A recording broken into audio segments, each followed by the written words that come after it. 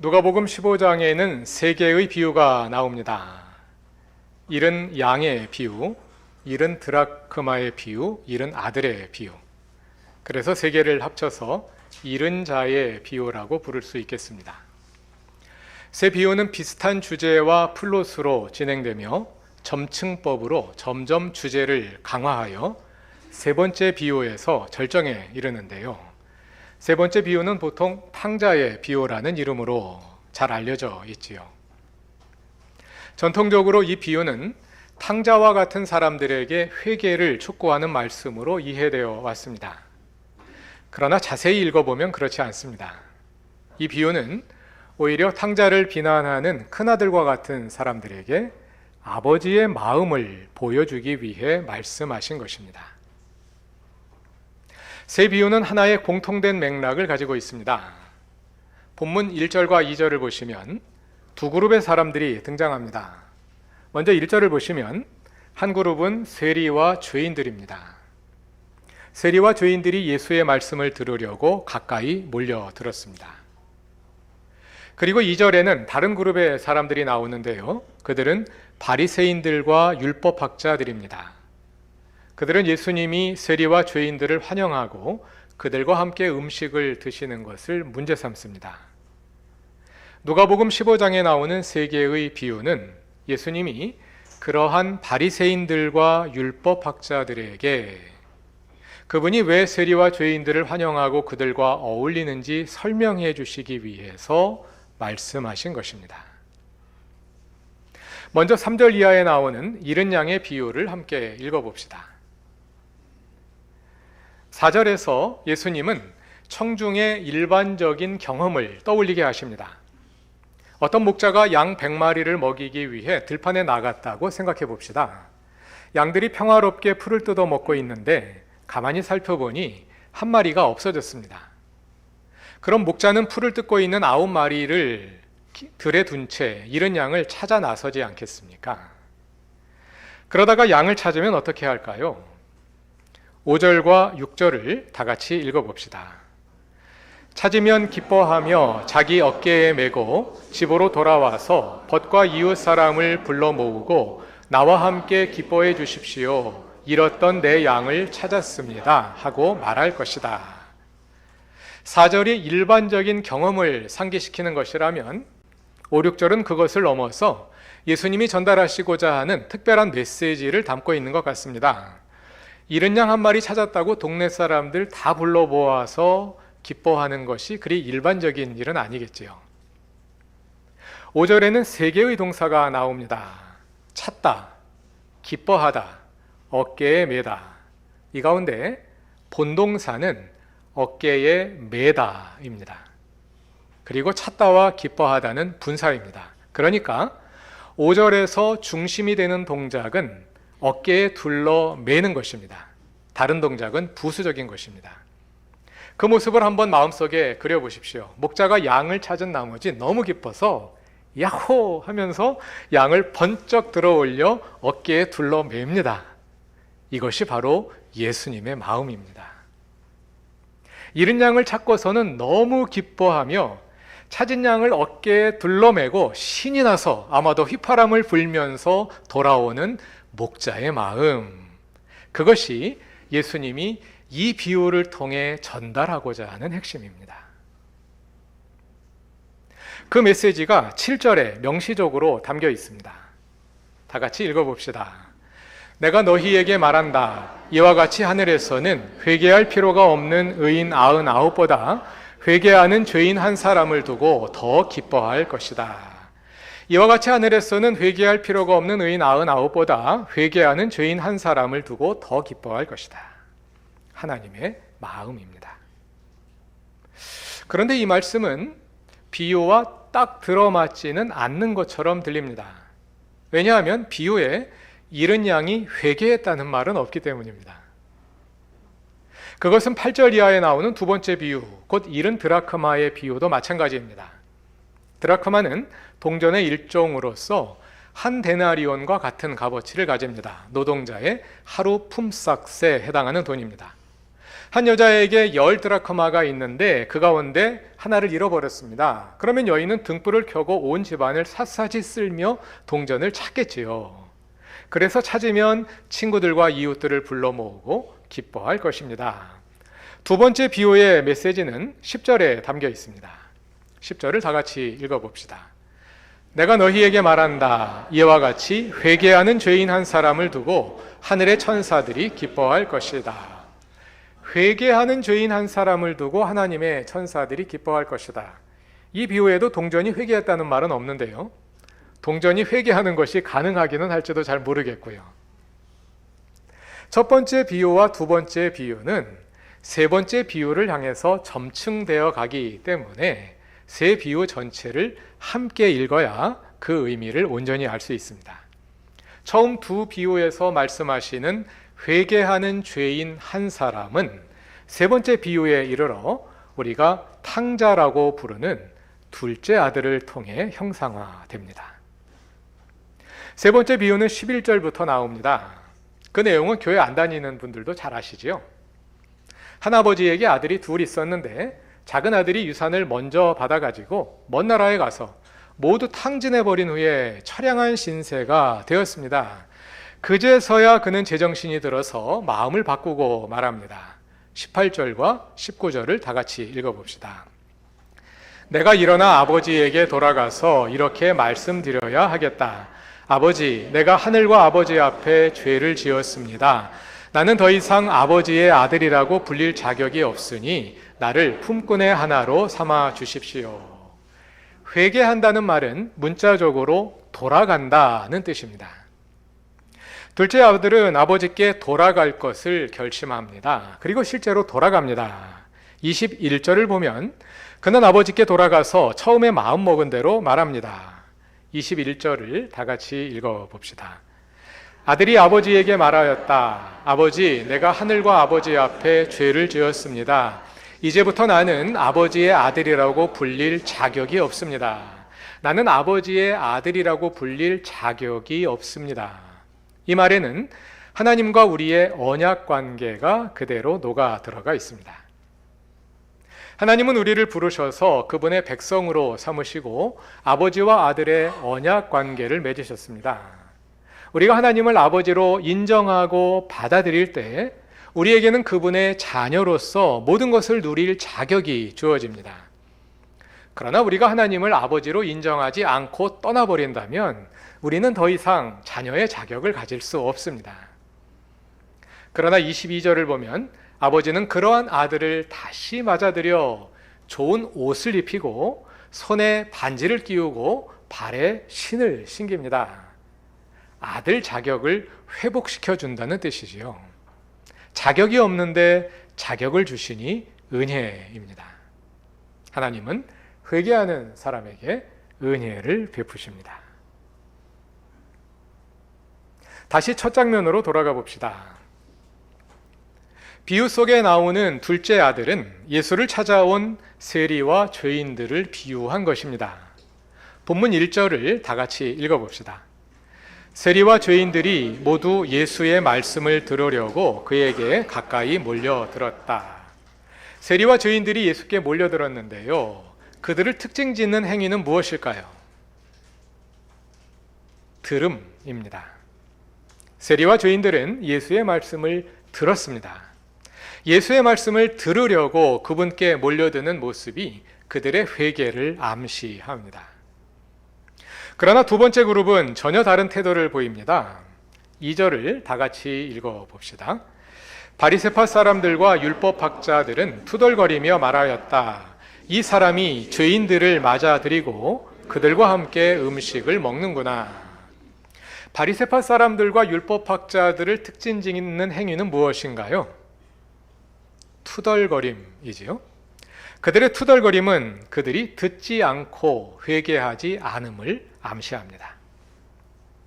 세 번째 비유에서 둘째 아들이 세리와 죄인을 상징한다면 큰아들은 바리새인들과 율법학자들을 대변합니다. 본문 23절을 봅시다. 집 나갔던 둘째 아들이 돌아오자 아버지가 기뻐하며 큰 잔치를 벌였습니다. 그때 큰아들은 밭에 나가서 일하고 있었습니다. 아버지의 재산을 가지고 나가서 탕진하고 돌아온 둘째 아들과 밭에 나가서 성실하게 일하고 있는 큰아들이 대조되는 장면입니다. 큰아들이 일을 마치고 집에 돌아와 보니 큰 잔치가 벌어져 있습니다. 동생이 돌아와서 아버지가 잔치를 열었다는 것입니다. 그러자 28절에서 큰아들은 화를 내며 집으로 들어가려 하지 않습니다. 그리고 29절과 30절에서 아버지께 따집니다. 다 같이 읽어봅시다. 그러나 그는 아버지에게 대답하였다. 나는 이렇게 여러 해를 두고 아버지를 섬기고 있고 아버지의 명령을 한 번도 어긴 일이 없는데 나에게는 친구들과 함께 즐기라고 염소 새끼 한 마리도 주신 일이 없습니다. 그런데 창녀들과 어울려서 아버지의 재산을 다 삼켜버린 이 아들이 오니까 그를 위해서는 살찐 송아지를 잡으셨습니다. 창녀들과 어울렸다는 것은 좀 지나친 비난인 것 같습니다만 그 외에는 다 맞는 말입니다. 큰아들이 얼마나 억울하겠습니까? 그는 아버지의 명령을 한 번도 어긴 일이 없습니다. 비유를 현실로 가져오자면 그는 율법 조항을 하나도 어기지 않고 다 지켰습니다. 이 비유에서 큰아들의 항변은 2절에 나오는 바리새인들과 율법학자들의 문제 제기를 대변합니다. 바리새인들과 율법학자들은 참 억울했을 것입니다. 자기들은 율법을 철저히 준수하며 하나님 말씀대로 살고 있는데 예수께서 그들에게는 칭찬의 말 한마디 던져주시지 않으면서 오히려 세리와 죄인들을 환영하며 그들과 어울리시니 말입니다. 그러나 사실 큰아들과 작은아들이 근본적으로는 크게 다르지 않습니다. 단지 큰아들은 율법을 지키기가 쉬웠고 작은아들은 그것이 너무 어려웠을 뿐입니다. 큰아들은 율법을 잘 지킴으로 얻는 인센티브가 많아서 더 율법을 열심히 잘 지켰을 것이고 반면에 작은아들에게는 죄를 지을 기회가 더 많았을 것입니다. 다 그런 것은 아니겠습니다만 내가 죄를 짓지 않은 이유는 많은 경우 죄를 지을 기회가 없었기 때문입니다. 그리고 바리새인들과 율법학자들은 매우 중요한 한 가지를 놓치고 있었습니다. 그들을 대변하는 큰아들의 불평을 다시 읽어봅시다. 29절입니다. 그러나 그는 아버지에게 대답하였다. 나는 이렇게 여러 해를 두고 아버지를 섬기고 있고 아버지의 명령을 한 번도 어긴 일이 없는데 나에게는 친구들과 함께 즐기라고 염소 새끼 한 마리도 주신 일이 없습니다. 나는 여러 해를 두고 아버지를 섬기고 있습니다. 여기서 섬기다로 번역된 헬라어 둘류어는 종을 뜻하는 명사 둘로스의 동사형입니다. 종노릇하다 하는 뜻입니다. 바리새인들과 율법학자들은 아버지의 명령, 곧 율법을 열심히 지켰습니다.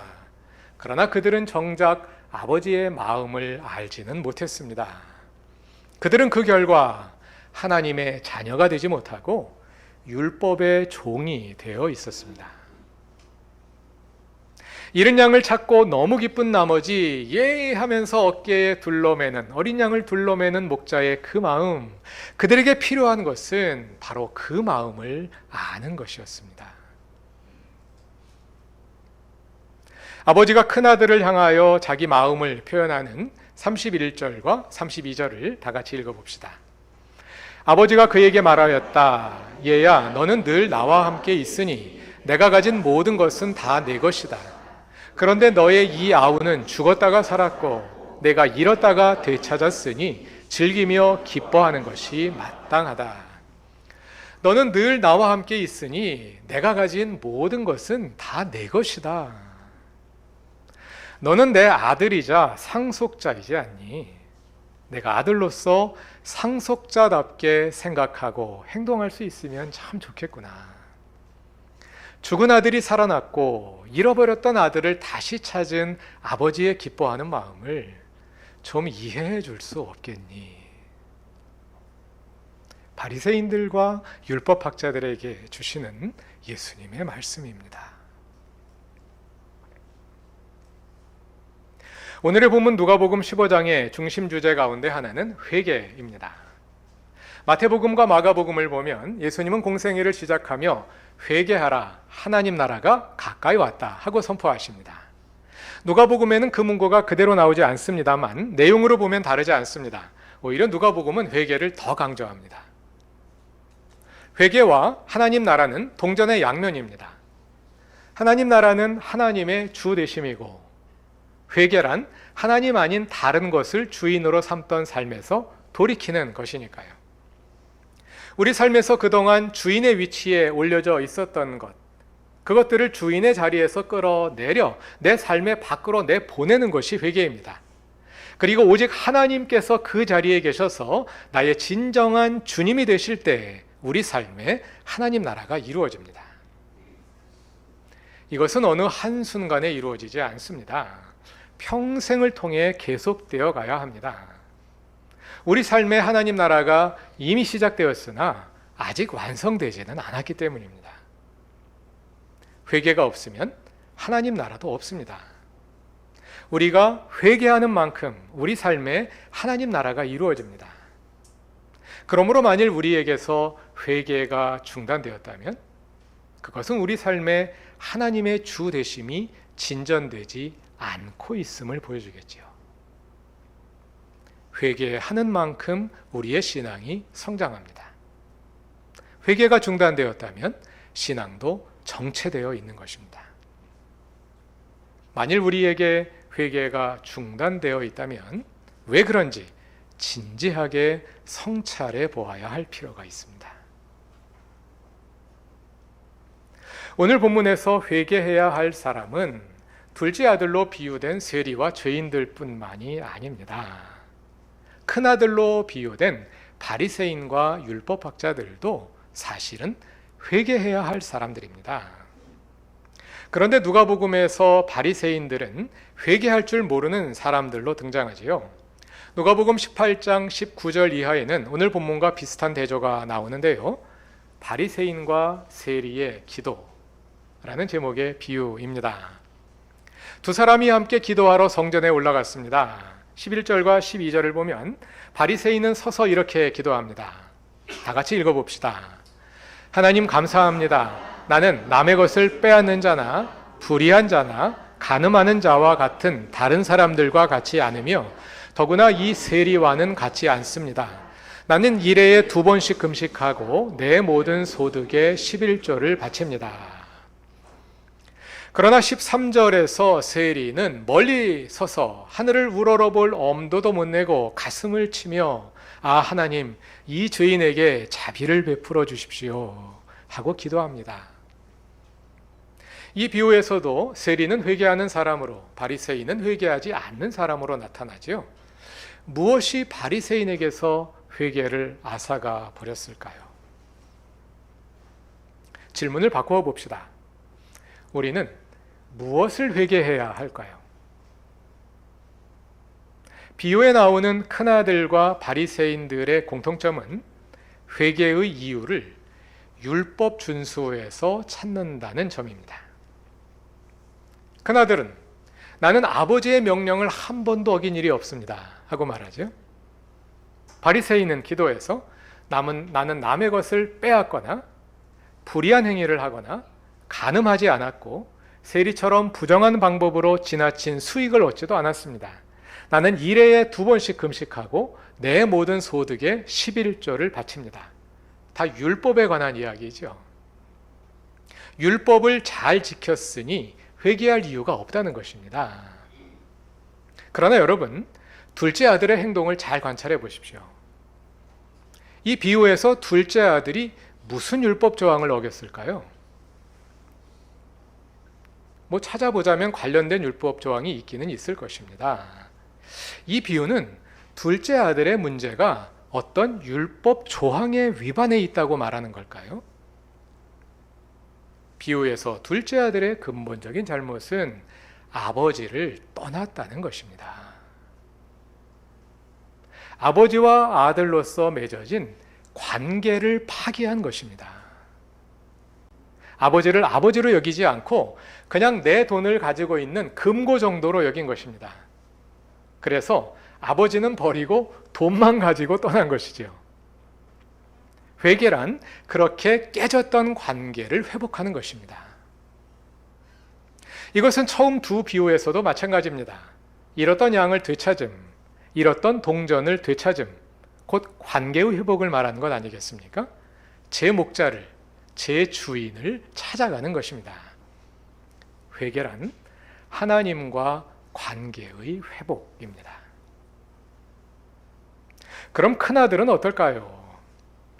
큰아들로 대변되는 바리새인들과 율법학자들 역시 아버지와 온전한 관계를 맺고 있지 못하다는 점에서는 크게 다르지 않습니다. 큰아들에게서 아버지는 곧 명령이었습니다. 나는 아버지의 명령을 한 번도 어겨본 적이 없습니다. 바리새인들과 율법학자들에게서 하나님은 곧 율법이었습니다. 여러분 자신이 육신의 아버지와 맺고 있는 관계를 떠올려 보십시오. 그리고 여러분의 자녀들과 맺고 있는 관계도 생각해 보십시오. 아버지와 관계가 안 좋으신 분들이 많을 텐데요. 그러한 많은 분들에게서 아버지는 곧 명령이지 않습니까? 혹시 나는 내 자녀들에게 명령으로서 존재하고 있지는 않습니까?